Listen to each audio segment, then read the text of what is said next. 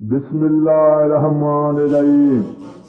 शुरू करता हूँ अल्लाह के नाम से जो बड़ा मेहरबान निहायत रहम करने वाला है। अस्सलाम वालेकुम दोस्तों, आज मैं आपको हजरत मोहम्मद सल्लल्लाहु अलैहि वसल्लम के चंद वाक़ियात में से एक वाक़या बताने वाला हूँ।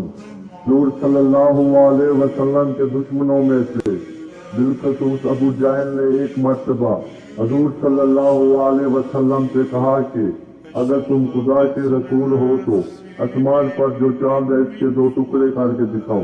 हुज़ूर सल्लल्लाहु अलैहि वसल्लम ने फरमाया, लो ये भी करके दिखाता हूँ। चुनांचे आपने चांद की तरफ अपनी उंगली मुबारक से इशारा फरमाया तो चांद के दो टुकड़े हो गए। तो ये देखकर अबू जहल हैरान हो गया, मगर बेईमान माना फिर भी नहीं और हुजूर को जादूगर कहता रहा।